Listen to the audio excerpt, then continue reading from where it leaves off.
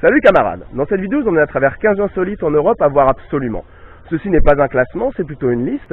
Il en existe bien sûr de nombreux autres et je suis certain que ceux-là vont vous surprendre. Allez, c'est parti. Nous commençons cette liste avec la Slovénie. J'ai eu un véritable coup de cœur pour ce petit pays pittoresque d'Europe centrale qui est encore quelque peu méconnu.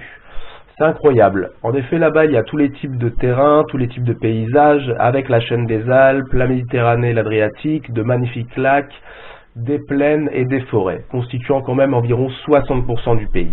Comme je disais, c'est un petit pays, c'est environ la taille de la région Île-de-France, plus ou moins, et il compte 2 millions d'habitants environ.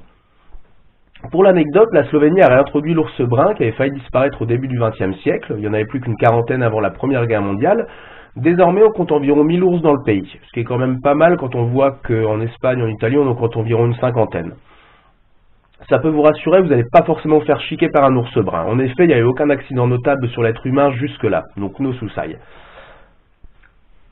La destination la plus célèbre de Slovénie est le lac de Bled. C'est l'un des plus beaux lacs au monde. En son centre, il y a une église.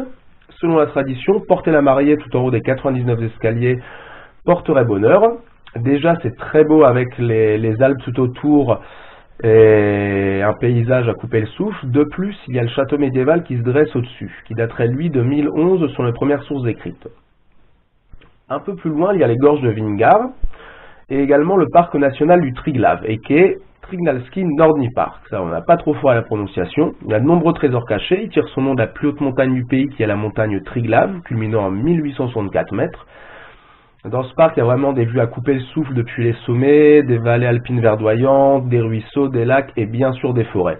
Vous croiserez peut-être même un chameau aux cornes d'or ou un ours brun. J'ai eu la chance d'aller 2 fois dans ce pays, une première fois avec un terrail et une deuxième fois on avait fait un road trip en camping-car avec des amis. C'est vraiment très beau. Le parc, on avait pu le visiter, enfin on avait pu plutôt faire des randonnées dans le parc et se promener. Ça vaut vraiment le coup d'y aller, c'est magnifique. Il y a également dans le parc le lac Boring. Bon là pour la prononciation je pense qu'on va pouvoir revenir. C'est également à voir. C'est plus sauvage que le lac de Bled et tout aussi beau. On peut aussi éventuellement skier dans la région. Il y a pas mal de stations et c'est un peu moins cher qu'en général dans le reste des Alpes. Pourquoi pas se rendre également à Velika Planina. C'est au nord de la capitale Ljubljana, qui est une petite capitale d'Europe vraiment charmante. Donc pour accéder à Velika Planina, il y a un téléphérique qui permet d'accéder tout en haut. Ensuite, il y a un panorama magnifique et c'est le plus ancien village de gardiens de troupeaux d'Europe. Sans oublier dans un autre registre, comme on parlait tout à l'heure, il y a également un accès sur l'Adriatique en Slovénie. Et la ville de Piran, qui est vraiment magnifique avec sa vieille ville, beaucoup de charme, et il y a des plages de galets tout autour où on peut se baigner. De plus, les tarifs sont relativement raisonnables en Slovénie et on peut y aller assez facilement, mine de rien. On va dire en voiture, il faut compter plus ou moins 1500 km depuis la France. Après, tout dépend forcément où vous êtes en France. Je conseille vraiment d'aller découvrir et vadrouiller dans ce pays. Cap vers l'ouest et les Pays-Bas, plus précisément l'île de Texel. Quand on évoque les Pays-Bas, on pense souvent à Amsterdam. Bon, c'est vrai, on se le cache pas, Amsterdam, c'est vraiment cool pour faire la fête, il y a une ambiance particulière et on y prend du bon temps. Et il y a d'autres endroits dans les Pays-Bas qu'on peut visiter. En plus, l'avantage, c'est que c'est assez proche de la France. C'est pour ça que je l'évoque également dans cette liste. Pour avoir vécu 2 ans aux Pays-Bas, j'ai eu le temps d'un peu découvrir le pays. Et l'île de Texel est quelque chose qui m'avait beaucoup plu à l'époque. On avait passé un petit week-end avec ma copine là-bas. Et une expérience très sympa. Pour y accéder, en général, on peut s'arrêter à Alkmaar, qui est une ville qui est sur le chemin avec beaucoup de charme. C'est un peu comme Amsterdam avec des canaux. Ça mérite le détour et le coup d'œil.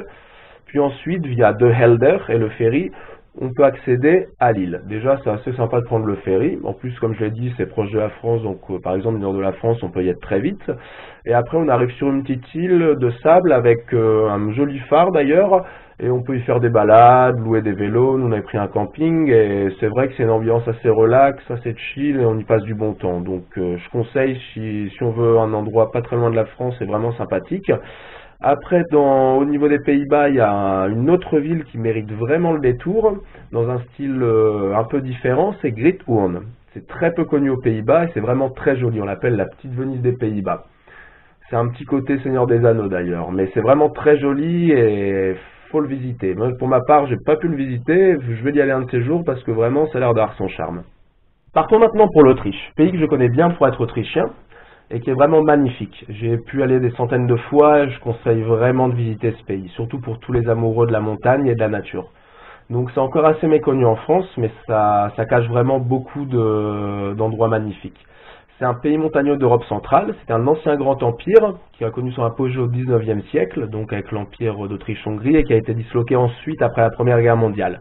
Donc maintenant c'est un pays d'Europe centrale qui est couvert par 65% de montagnes, ce qui donne 34 sommets à plus de 2000 mètres, ce qui est quand même incroyable, et c'est un paradis pour tous les amoureux de la montagne et aussi des sports d'hiver. Donc là on va partir dans le Tyrol, qui est vraiment une région montagneuse magnifique, et plus précisément un endroit plus qu'insolite, le Highline 179, soit en Autriche Highline 179, le Highline 179, qui est un des ponts suspendus les plus hauts d'Europe et du monde. Il fait 110 mètres au sol et 405 mètres de long.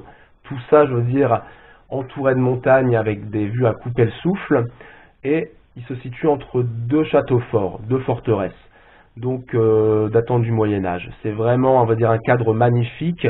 Et c'est à faire, je veux dire, plus qu'insolite. À 110 mètres du sol, c'est quand même une expérience qui peut être sympathique, en plein dans les montagnes. Donc la région du Tyrol également, de manière générale, est vraiment à visiter, c'est vraiment très beau. Avec par exemple, on a le Grossnocker, qui est un des plus gros sommets, un des plus beaux sommets d'Autriche, juste à la frontière avec la Carinthie. Tout comme la route qu'il serpente, je veux dire, c'est à couper souffle. Donc je conseille vraiment l'Autriche. Si vous aimez la montagne et si vous aimez les beaux paysages, il faut y faire un tour. Et surtout ce Highline 79, qui est plus qu'insolite et qui doit donner de bonnes sensations.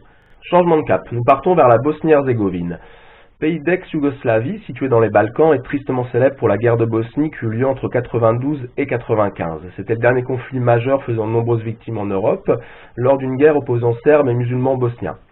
En réalité, c'était plus un génocide, on va dire, perpétré par les Serbes sur le peuple bosnien pour des raisons religieuses et géopolitiques.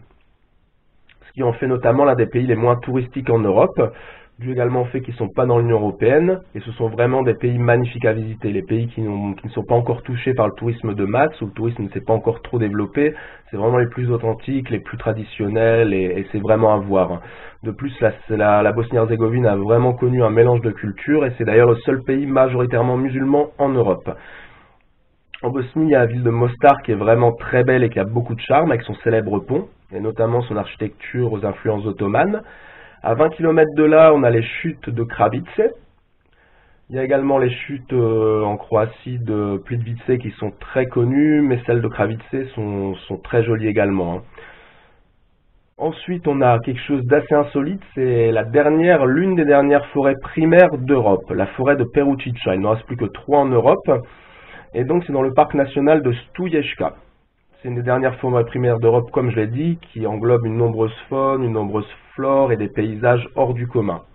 De plus, pour les fans d'Urbex, on a également les anciens équipements qui dataient des JO de 1984. Pourquoi pas faire un tour si vous êtes fan de ça? Donc la Bosnie, c'est vraiment un coup de cœur, un pays que j'aimerais visiter. De plus, c'est pas trop cher, il n'y a pas besoin d'avoir un budget hors norme. C'est un pays surtout qui est encore préservé du tourisme de masse et il y a vraiment l'air d'avoir des choses magnifiques à découvrir là-bas. Changement de décor, maintenant on part en Écosse. Pour les personnes en quête d'évasion, de mystère, de nature, de légendes et de grands espaces sauvages, l'Écosse est faite pour vous. Qui plus est, pour les fans de whisky ou de rugby comme moi, c'est vraiment un endroit à visiter. Là, on va partir du côté des Highlands en Écosse, qui est vraiment un coup de cœur, j'avais pu le visiter à l'époque. Donc on y retrouve vraiment ce qui fait le charme de l'Écosse, tout comme la culture celte, les légendes, les monstres. Donc en plus les Highlands sont une région très peu peuplée, encore très sauvage, ça vaut le coup d'aller voir, vraiment des paysages à couper le souffle.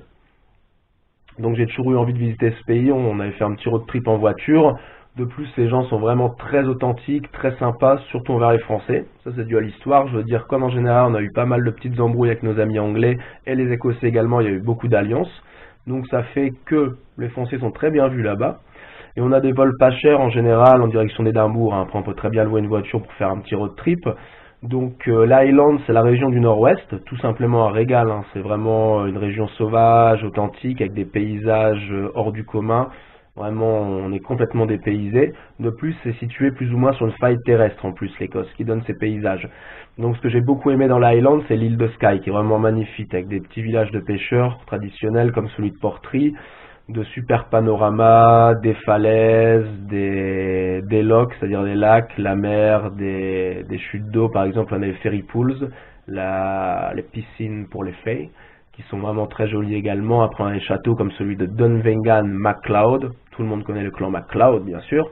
On a le Elian Demon Castle qu'on a pu visiter qui est vraiment très beau également. Et donc il y a des formations géologiques d'origine volcanique qui au niveau du Kerrang au nord qui donnent vraiment de super paysages. Donc après au niveau insolite dans les Highlands, comment ne pas penser au Loch Ness avec son fameux monstre, son monstre légendaire qui ressemblerait à un serpent de mer. Donc c'est une ancienne légende écossaise qui a été pas mal popularisée et médiatisée. Donc je ne veux pas vous décevoir, mais là, son aire de recherche en 2018, avec la séquence d'ADN, on a pu retrouver 300 animaux, mais pas lui. Bon après, pourquoi pas. Perso, j'ai cherché, j'essaie de le trouver. Par contre, cet endroit est vraiment mystique. Loch Ness est 39 km de long, 2 km de large. C'est ce qui en font sa légende avec les ruines d'un château également en arrière-plan. Donc après, bon, le petit hic, c'est qu'il y a pas mal de touristes quand même, ça forcément. Mais après, il y a de très beaux lochs où là, on ne croise aucun touriste pratiquement. Quand on va un peu plus au sud ou à l'ouest, vraiment très beau. D'ailleurs, la route jusque Skye depuis le Loch Ness est tout simplement magnifique en serpentant par des petites routes dans de très beaux paysages. Après, on a également le parc Cairngorms au centre du pays, qui est un immense parc avec des forêts, des rivières, des lacs vraiment très beaux. C'est très mystique également, très intriguant. Et pourquoi pas faire un petit crochet au château de Menzies, le château hanté. Il y a beaucoup de châteaux hantés, beaucoup de légendes aussi à ce niveau-là. Donc l'Écosse, vraiment un lieu insolite. Pourquoi pas oublier de boire un petit whisky dans un pub avec du saumon fumé. Là-bas, il est excellent, c'est frais. Et donc, on peut aussi visiter une distillerie, faire des dégustations. Mais il y a surtout vraiment beaucoup d'endroits insolites, à couper le souffle, beaucoup de légendes. Donc je le conseille pour tout amoureux de voyage et tout aventurier. Nous nous rendons désormais dans un pays connu mondialement sur le plan touristique. Je parle bien sûr de l'Italie. Notamment pour ses très belles plages, ses beaux paysages, ainsi que ses magnifiques villes.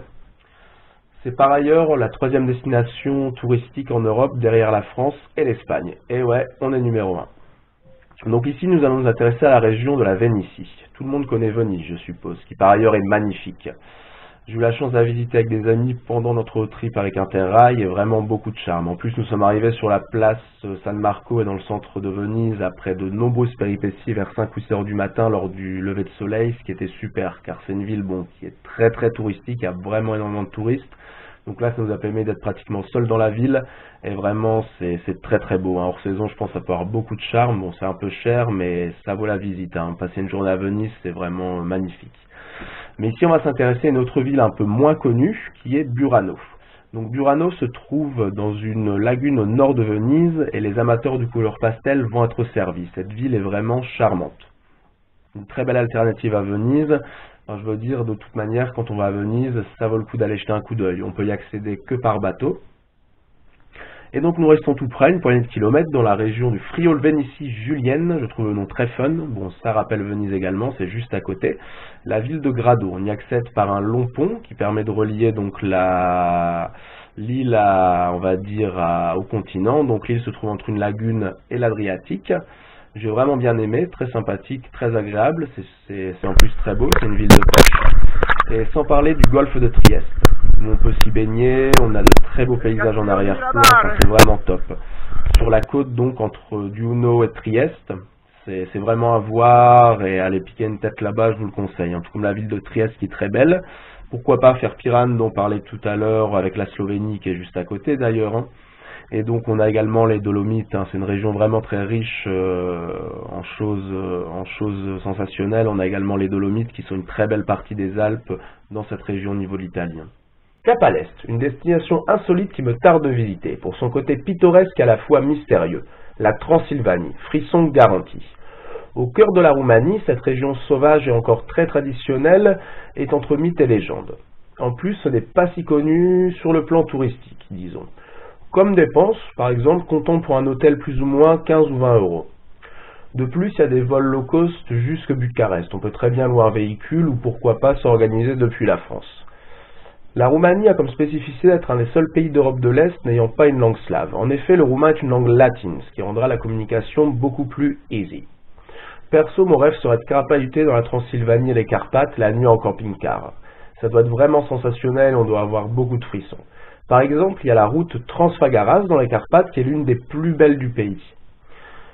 et plus particulièrement de Transylvanie, tout comme d'Europe. Donc le paysage est digne des lieux de tournage. C'est une région pittoresque et encore relativement rustique. On a de nombreux petits villages typiques en bois par exemple, tout ça dans une atmosphère de légende. Le lieu le plus mythique est bien sûr le château de Bran, qui a inspiré la légende Dracula via son auteur Bram Stoker, donc un roman pour le moins populaire. Effectivement, la légende s'appuie sur le seigneur Vlad Tepes, dit Vlad III l'Empaleur. Donc lui, ce n'est pas un vampire, mais il était assez cruel. Comme son nom l'indique, Vlad III l'Empaleur, bon, c'est pas non plus sympatoche.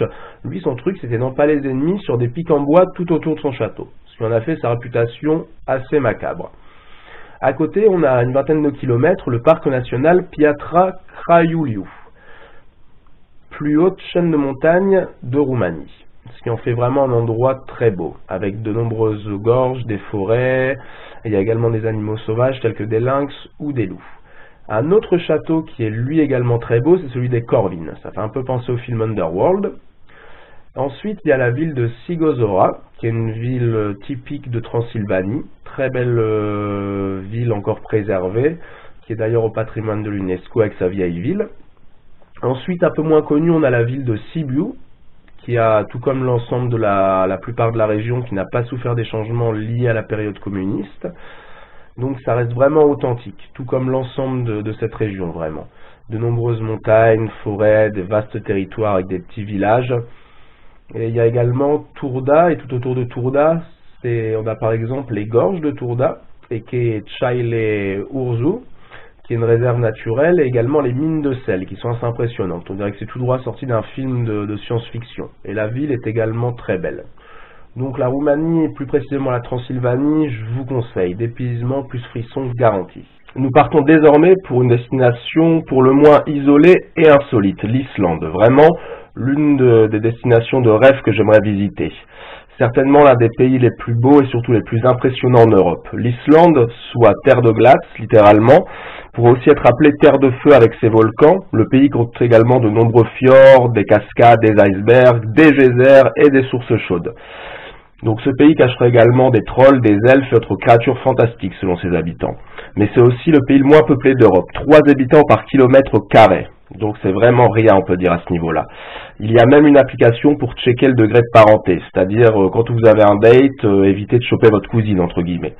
L'Islande ne fait pas partie de l'Union européenne d'ailleurs, et en 2009, après la crise financière, elle a poussé le gouvernement à démissionner et nationaliser ses banques, ce qui est quand même pas rien.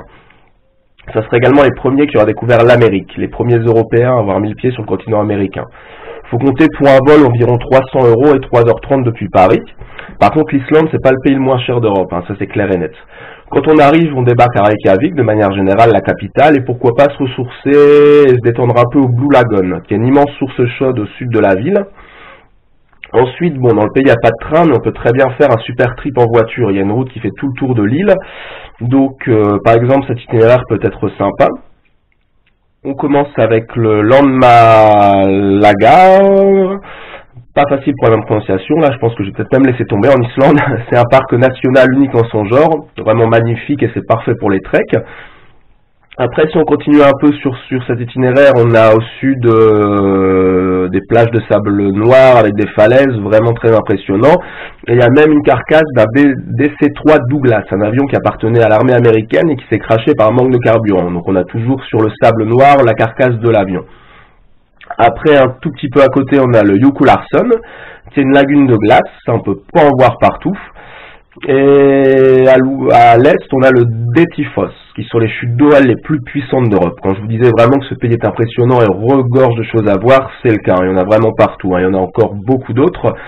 Après, par exemple, au nord, on a des très beaux villages de pêcheurs. On est sûr de voir des baleines, je veux dire, de là, c'est pratiquement certain. Et à l'ouest, on a par exemple les chutes d'eau, la montagne Kirkjufelljos. Et surtout, pourquoi ne pas voir une aurore boréale le soir? C'est vraiment magnifique et on n'en voit que dans le nord de la Scandinavie ou en Islande. Donc ça donne encore plus envie d'aller dans ce pays qui a vraiment l'air magnifique. Nous retournons dans les Balkans, et plus précisément au Monténégro. Donc c'est un petit pays encore quelque peu méconnu, mais qui s'ouvre ces dernières années pas mal au tourisme. Et cela, on peut le comprendre. Quand on voit la beauté du pays, le Monténégro se situe dans les Balkans, entre l'Adriatique et de l'autre côté des massifs et des forêts. Ce qui en fait vraiment un pays magnifique. Il y a eu de nombreuses influences au cours de l'histoire. Actuellement, le Monténégro n'est pas dans l'Union européenne, mais ce qui est pas mal, c'est qu'ils utilisent l'euro. On a eu de la chance d'y aller avec des amis pendant l'été 2015, avec Interrail, pendant notre trip. Donc c'était vraiment, vraiment sympa, on a beaucoup aimé, un gros coup de cœur pour le Monténégro, et en particulier la ville de Kotor. C'était pas trop bondé en plus, malgré le fait que c'était la haute saison à ce moment-là. On va voir comment ça a évolué. Donc on a eu la chance de visiter la ville de Kotor qui est vraiment magnifique, l'une des plus belles villes que j'ai eu l'occasion et la chance de visiter. Vraiment hors du temps, avec sa vieille ville et ses remparts, presque inchangés depuis des siècles. Et de plus, on a la chance, quand on monte sur les hauteurs de Kotor, de pouvoir apercevoir une vue magnifique sur les Bouches de Kotor ainsi que la vieille ville. Je veux dire, d'en haut de la ville, on a les anciennes ruines, anciennes forteresses, et on a un panorama qui est vraiment exceptionnel. De plus, on peut se baigner au niveau des Bouches de Kotor, qui sont situées entre des falaises et qui donnent sur l'Adriatique. Tout ça, ça en fait une ville et un spectacle magnifique. Vraiment, c'est très bien, on a adoré, on y est resté 1 ou 2 jours, mais on aurait pu rester vraiment plus. Je veux dire, la ville a vraiment beaucoup de charme avec son côté historique, son architecture. De plus, on peut savourer des très bons plats comme des fruits de mer. Il y a des petits orchestres des fois dans la ville au niveau des restaurants. Ça a vraiment énormément de charme. Si on visite le Monténégro, pourquoi ne pas visiter également Perast? Apparemment, j'ai lu beaucoup de belles choses et de bonnes choses sur cette ville. Nous, on n'a pas eu l'occasion de la visiter, mais si vous pouvez vous rendre dans le Monténégro, je vous le conseille. Tout comme le Durmitor Park, qui est patrimoine de l'UNESCO et qui est dans l'arrière-pays, avec la rivière Tara et son canyon. Le Monténégro, c'est vraiment une destination insolite qui vaut le coup d'œil et le détour. Nous retournons en Autriche, cette fois-ci du côté du Grünersee et des Salzkammergut. Donc c'est une magnifique région que je connais très bien, comme je l'ai dit, j'ai pas mal zingué en Autriche. Et le Grünersee, c'est un endroit pour le moins insolite. Donc c'est un lac qui se transforme en fonction des saisons. C'est-à-dire qu'en hiver, bon, le lac, il y a très peu d'eau, il est gelé, mais après au printemps, avec la chute des neiges, le lac se remplit petit à petit pour atteindre sa plus grande profondeur de 12 mètres en plein été. Et ce qui est vraiment insolite, c'est qu'il est transparent. Ça permet, grâce au remplissage de la fonte des glaces, que la végétation soit visible, tout comme les fleurs qui sont en pleine floraison sous l'eau. Après, on peut voir les chemins de randonnée, des bancs, des ponts. C'est vraiment un endroit plus qu'insolite. C'est un lac magnifique qui est totalement transparent et on voit tout ce qui est en dessous. Et donc après, je veux dire, entouré par des montagnes, c'est vraiment magnifique tout autour. On peut s'y promener. C'est un paradis pour tous les amoureux de la montagne et tous les plongeurs. Je vais évoquer également, c'est un peu plus loin, donc ça c'est vraiment les Salzkammergut et la région des lacs, c'est à quelques kilomètres, bon c'est pas non plus le bout du monde, toujours en Autriche, et cette région donc c'est la région des lacs. Le nom reste de l'époque, c'était les mines de sel, ça ramenait pas mal d'argent aux Habsbourg, donc c'était le royaume de l'époque, et ça a été très exploité. Le plus connu donc c'est le Hallstattersee dans la région des lacs, qui est avec la ville de Hallstatt qui est au patrimoine de l'UNESCO. Donc c'est notamment connu pour avoir accueilli la civilisation d'Hallstatt pendant l'âge de fer, ce qui en fait vraiment un lieu historique. En plus c'est magnifique avec la ville de l'époque, le lac, enfin vraiment un tableau. Je vous conseille vraiment d'y aller. Après, il vaut mieux quand même hors saison parce que bon, c'est pas mal bondé, hein, c'est très touristique. Hein. Je veux dire, par exemple, il y a pas mal de Chinois la dernière fois que j'ai été pour dire, ils ont même refait une réplique, on va dire, de Hallstatt en Chine, la réplique exacte de ce qui est en Autriche. Donc après, on continue en Autriche, c'est toujours dans les Salzkammergut. Moi, je préfère quand même des endroits un peu moins connus. Les plus jolis lacs et la plus jolie partie, on va dire, des Salzkammergut, c'est autour du Grudelsee et du Altaussee. Vraiment, c'est un peu plus authentique, c'est très beau, tout comme l'ensemble de la région d'ailleurs, et ça vaut vraiment le coup d'œil. Ensuite, on a le Tromsø avec Gmunden et son église sur le lac, tout comme le St. Wolfgangersee qui sont très très beaux. Donc vraiment, c'est une région magnifique, hein, que ce soit pour les sports d'hiver aussi, ceux qui sont amoureux de sports d'hiver, je vous le conseille. Les randonnées en été, l'escalade, les sports nautiques, hein, tout comme le Tyrol d'ailleurs pour tout ce qui est sport d'hiver, et surtout des paysages uniques. Hein. D'ailleurs, pour la petite histoire, à la fin de la Seconde Guerre mondiale, donc quand l'Allemagne nazie a commencé à être pris des deux côtés par les Russes et les Américains, plus ils avançaient, ils ont commencé à transférer tout ce qui était œuvres d'art et l'or des nazis, la fameuse or des nazis, donc tout leur trésor. Et selon la légende, ça serait dans les mines de sel, dans les lacs du Salzkammergut. Ils sont allés en Autriche, on va dire, cacher tout ça. D'ailleurs, il y a même des témoignages des oncles qui ont pu voir tous les biens qui ont été convoyés à ce moment-là. On a d'ailleurs même retrouvé pas mal d'œuvres d'art juste après-guerre dans une mine de sel, et il paraîtrait même qu'il y ait l'or, donc pas mal de gens le cherchent. Pour l'instant, ça n'a pas été retrouvé, quelques œuvres d'art, mais je vous conseille vraiment une très belle région, l'Autriche en général, la région des Allgäumer Gut. En plus, c'est pas loin de la France, en général, c'est plus ou moins, on va dire, 1000 km de la France, en fonction de là où on est en France. On peut y aller facilement, par exemple, en voiture, et il y a beaucoup de choses à voir. La région des Allgäumer Gut, vraiment très belle. Direction la Méditerranée et Malte. Cette île au cœur de la Méditerranée est un carrefour géographique et historique entre Europe, Afrique et Moyen-Orient. Malte est une île paradisiaque mais aussi remplie d'histoire. De plus, assez facile à visiter, étant donné qu'elle fait 40 km de long et 10 km de large. Et comment ne pas évoquer ces nombreuses plages et nombreuses criques magnifiques. D'un autre côté, on a de nombreux monuments historiques, de très belles architectures, dues à l'héritage des différentes influences. Pour la petite histoire, l'ordre Saint-Jean de Jérusalem, c'est-à-dire les hospitaliers, qui sont célèbres pour avoir défendu Jérusalem pendant les croisades, se sont installés à Malte en 1530. Après avoir défendu Jérusalem et après sa chute, ils sont installés à Chypre, puis Rhodes, puis ensuite Malte. D'ailleurs, à Malte, autre fait un peu exceptionnel, la langue officielle est l'anglais. L'anglais et le maltais. Donc la visite commence forcément par La Valette. On y débarque en avion, c'est une très belle ville pleine d'histoire, avec de monuments, avec les 3 cités fortifiées autour de la ville de La Valette. Après, on peut très bien, comme on a vu que l'île est petite, prendre un scooter et faire le tour de l'île pour s'arrêter au bord des plus belles plages ou au bord des plus belles baies afin de piquer une petite tête et profiter du paysage. Et pourquoi pas voir la ville de Marzokslok, apparemment très jolie, en tout cas lui son nom est original, ou encore la ville de Mdina qui a un vrai musée à ciel ouvert. Pourquoi pas non plus visiter, ça peut être fun, le village de Popeye, eh oui. Et donc, en plus, il y a des vols low cost, les hôtels sont pas trop chers. Moi, ça fait un petit moment que j'ai envie de découvrir cette île en Méditerranée. Cette fois-ci, nous partons à cheval sur 2 pays, la Suisse et l'Italie, dans la région des lacs. Donc au sud de la Suisse et au nord de l'Italie. Cette région au sud de la chaîne des Alpes bénéficie d'un certain microclimat et surtout un charme sans pareil. Ce fut et c'est, on va dire, le lieu de villégiature de l'aristocratie européenne depuis l'époque romaine, c'est pour vous dire. Donc vraiment un endroit magnifique, plein de charme, en plus les gens vivent beaucoup dehors, c'est vraiment très agréable, très atypique, très agréable et un cadre sans pareil. Donc cette région est composée de 4 grands lacs, le Lago di Lugano, Lago Maggiore, Lago di Como, Lago di Garda.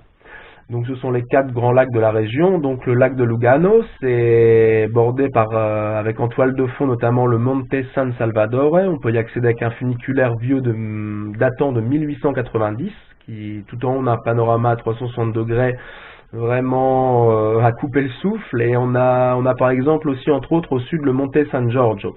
Donc un site paléontologique au patrimoine de l'UNESCO, qui est un site naturel exceptionnel, qui est juste à la frontière suisse et italienne, c'est au sud du lac, comme le lac est bordé de montagnes, donc ça donne vraiment un cadre sans pareil. Ensuite on a le Lago Maggiore, qui lui est vraiment à cheval, on va dire, sur la Suisse et l'Italie, avec une moitié en Suisse, une moitié en Italie. En Suisse on a la ville de Locarno, qui est vraiment magnifique, c'est tellement agréable. C'est celle qui bénéficie le plus de ce microclimat, je veux dire qui est propre à la région. Ça permet à une végétation méditerranéenne de prospérer, ce qui donne vraiment des toiles de fond très belles. Donc la partie italienne est tout aussi belle, hein. On peut très bien faire le tour du lac, ce que je conseille d'ailleurs. Après on a le lac de Comme, hein, donc lui qui est totalement en Italie, qui mérite également d'en faire le tour, de s'imprégner de son romantisme et de sa beauté. Je veux dire, c'est tellement classe. On a par exemple la ville de Bellagio qui est vraiment une perle, tout comme la ville de Comme qui a absolument, ou Damaso, comme j'ai pu présenter dans mon road trip moto, hein. J'étais passé par le nord du lac de Comme par exemple, et on va dire également Lugano, donc vraiment une très belle région. On a également un peu plus loin le lac de Garde, qui lui est plus célèbre pour les sports nautiques, qui sont très pratiqués dans le coin. Donc je veux dire, c'est vraiment le coin pour passer un week-end romantique, hein. La région des lacs, c'est vraiment magnifique, hein. C'est tout droit sorti d'un conte, hein. Après, bon, j'aimerais juste parler d'un petit endroit qui n'est pas dans la région des lacs, mais c'est un autre lac en Italie un tout petit peu plus loin. Je veux dire, c'est pas non plus à l'autre bout du monde, c'est plus ou moins 150-200 km il me semble, c'est le Lago di Riezza. Lui a une petite histoire un peu particulière. En fait, en 1950, il y a eu la construction d'un barrage qui a submergé le village de Graun. Donc en fait, on voit encore le clocher de l'église datant de 1357, qui dépasse du lac. Donc je peux vous dire, c'est quand même assez insolite, hein. Ça vaut le coup d'y jeter un œil, hein. Donc que ça soit en été ou en hiver, vraiment hors du commun. Nous repartons dans le nord. Cette fois-ci pour la Norvège, un autre pays qui fascine avec ses paysages uniques en Europe et ses lieux insolites. Il y en a vraiment à l'appel là-bas. Donc c'est un pays de Scandinavie hors Union Européenne, eux c'est pareil, ils ne veulent pas, un des plus riches au monde d'ailleurs, et en effet c'est un certain budget d'aller voyager là-bas. Peut-être pour ça que je suis pas encore allé, mais le jeu en vaut la chandelle. Ils sont aussi très portés écologie, développement durable, et c'est un des pays les moins peuplés d'Europe, hein, comme nombreux pays d'Europe du Nord. C'est l'un des 3 pays les moins peuplés, encore très sauvage, un grand pays d'ailleurs également, et il y a beaucoup de choses à voir. Donc se promener dans ce pays sur la route, les sentiers battus, ça doit être un rêve éveillé. C'est également idéal pour des road trips. Par exemple, j'avais un peu regardé à l'époque et m'étais un peu renseigné. On a la route Trollstigen, qui est l'une des plus belles au monde, avec un point de vue à couper le souffle sur la route qui serpente le long des falaises. D'ailleurs, c'est entre 2 montagnes. Tout autour, on a bien sûr de nombreux fjords, de nombreuses montagnes, des forêts, de très belles choses à voir. Et à quelques kilomètres de là, quand on continue, on a la route atlantique. Cette fois-ci, elle serpente tout le long de l'Atlantique et de la mer de Norvège, vraiment magnifique. Ils ont construit des ponts entre les différentes îles et les différents récifs, ce qui en fait vraiment une des routes les plus belles d'Europe, hein. Je veux dire, toute cette partie de la Norvège et toute la Norvège en général. Il y a également de très beaux petits villages de pêcheurs, comme apparemment le village de Bird, comme la bière dans les Simpsons. Et ça vaut vraiment le coup d'œil. Après, on a bien sûr, si on va là-bas, on a le parc Kyoto-Einem, qui est apparemment l'un des plus beaux du pays, qui recèle vraiment une multitude de choses hors du commun qu'il faut absolument voir. Et pour les plus chanceux, pourquoi ne pas même se rendre sur les îles Lofoten, au nord du pays. Nous partons cette fois-ci proche de la France, en Allemagne, et plus précisément la ville de Cologne, dans l'ouest de l'Allemagne, une ville comptant 1 million d'habitants, et qui a pour caractéristique d'avoir la plus grande cathédrale d'Europe, enfin l'une des plus grandes cathédrales d'Europe, plus grande d'ailleurs que Notre-Dame de Paris.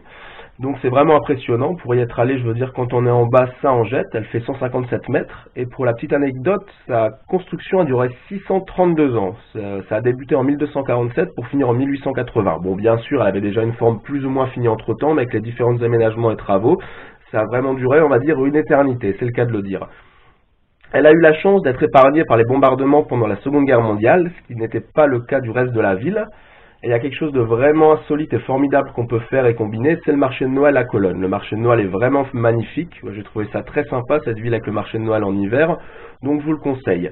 Et pourquoi pas, si vous allez à Cologne, faire un petit tour du côté de Montjoie, qui est vraiment à peine une centaine de kilomètres, c'est à la frontière belge, une magnifique petite ville hors du temps, une ville qui a gardé tout son charme, une ville qui date du Moyen-Âge, et avec une petite rivière le long de la ville, une ville piétonne d'ailleurs, c'est interdit aux voitures, comme on garde encore vraiment les caractéristiques de la ville comme à l'époque, très joli, je vous conseille d'y faire un tour si vous avez l'occasion. Restons proche de la France, mais cette fois-ci au sud, direction l'Espagne, très connue pour ses plages sur la Méditerranée, par exemple également la ville de Barcelone, ou encore le pays catalan, à cheval sur la France et l'Espagne. Mais on oublierait presque une autre région qui est dans le même cas de figure, le Pays Basque. D'un côté en France et de l'autre en Espagne, cette magnifique région a la particularité d'avoir une langue qui n'a aucune racine commune avec les autres, tout comme le finnois et le maillard, donc le finlandais et le hongrois. Ce sont les 3 seules langues en Europe qui n'ont aucune racine commune. C'est une région vraiment magnifique qui regorge de trésors et qui est vraiment atypique. D'un côté, on a les Pyrénées, de l'autre, l'océan Atlantique, ce qui rend vraiment la région magnifique. De plus, elle est encore relativement authentique. On peut d'un côté se promener dans les montagnes et de l'autre se promener sur les plus belles plages d'Atlantique, donc vraiment au top. Il y a également la réserve naturelle d'Urdaibai, qui est une grande richesse écologique, encore une fois UNESCO, et notamment le village de Bermeo, très joli. Tout comme les villes de Bilbao ou de San Sebastián, qui sont à faire. Tout proche est la région de l'Asturie, avec notamment le parquet national de Los Picos de Europa, qui est vraiment très beau, qui est encore très sauvage. De plus, du haut des sommets, on a quelquefois la vue sur l'océan Atlantique, ce qui est quand même magnifique et à couper le souffle, avec des panoramas au top. Tout comme les villes de Oviedo ou Gijón qui sont à visiter, la région est vraiment très belle. Donc le nord-ouest de l'Espagne, je conseille vivement. Donc le Pays Basque et l'Asturie. Donc voilà pour cette liste, j'espère que ça vous aura plu. Bien sûr, il y a d'autres destinations insolites et magnifiques à voir en Europe, hein, il y en a tellement. Ne serait-ce que la France dont j'ai pas parlé, il y en a mais des centaines. Donc après, par exemple, tout à l'heure, je parlais de la forêt primaire en Bosnie. il reste que 3 forêts primaires, hein, donc celle de Bosnie, il reste en Scandinavie, et la plus grande, donc la forêt primaire de Bialowice en Pologne. Je veux dire, pourquoi pas y faire un tour? Je veux dire, c'est la dernière vraie, entre guillemets, forêt primaire d'Europe. Après, on a aussi, pourquoi pas, le monastère des Météores en Grèce qui a l'air magnifique, tout comme la région du Nord avec, par exemple, l'Olympe à côté. Donc, il y a vraiment beaucoup d'endroits magnifiques à visiter en Europe. Ça, il faut pas hésiter à chercher un peu, à mettre le nez là-dedans. Et en tout cas, j'espère que cette petite vidéo vous aura plu, que vous aurez trouvé ça fun, et merci d'avoir visionné, hein. Allez, ciao!